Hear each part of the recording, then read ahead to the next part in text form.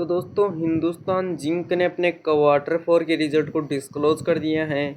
आइए देखते हैं इसके डाटा को। आगे बढ़ने से पहले मैं आपको बता दूं कंपनी ने डाटा यहाँ पर करोड़ में अनाउंस किया है। अब बढ़ते हैं आगे और बात कर लेते हैं कंपनी के रेवेन्यू के बारे में। तो कंपनी ने पिछले क्वार्टर में 8,614 करोड़ का रेवेन्यू रिप्रेजेंट किया था ऑपरेशन के थ्रू। और अगर हम पिछले क्वार्टर 4 की बात करते हैं तो उसमें कंपनी ने 7,549 करोड़ का। और जब अब की बात करते हैं तो कंपनी का रेवेन्यू 9,087 करोड़ का में देखने को मिला है।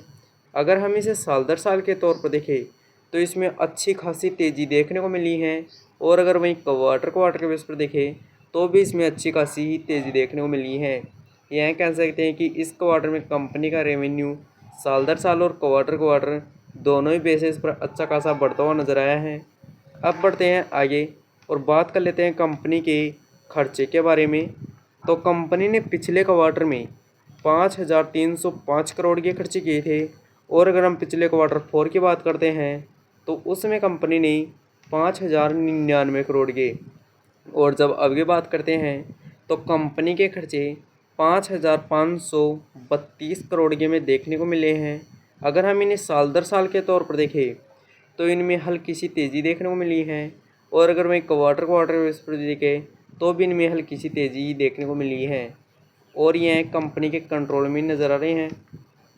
अब बढ़ते हैं आगे और बात कर लेते हैं कंपनी के प्रॉफिट के बारे में।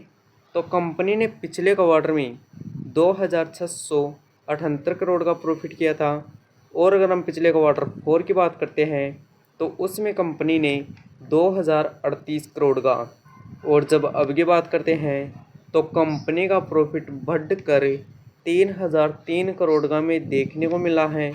अगर हम इसे साल दर साल के तौर पर देखें तो इसमें अच्छी खासी तेज़ी देखने को मिली है।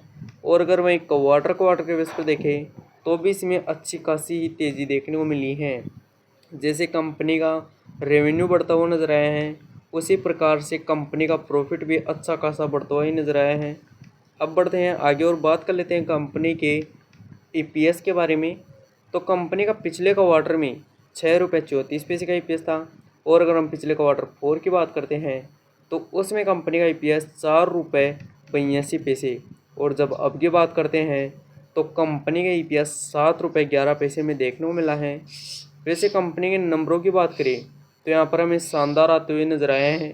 कंपनी का रेवेन्यू भी साल दर साल और क्वार्टर दोनों ही बेसिस पर अच्छा खासा बढ़ता हुआ नजर आया है। और अगर कंपनी का खर्चे देखें तो कंपनी के खर्चे ऑलमोस्ट कंट्रोल में नज़र आ रहे हैं। और अगर कंपनी का प्रॉफिट देखें तो वह भी अच्छा खासा होता हुआ नजर आया है। वैसे अगर आपको वीडियो पसंद आई हो तो लाइक करें, साथ ही में चैनल को सब्सक्राइब करें। धन्यवाद।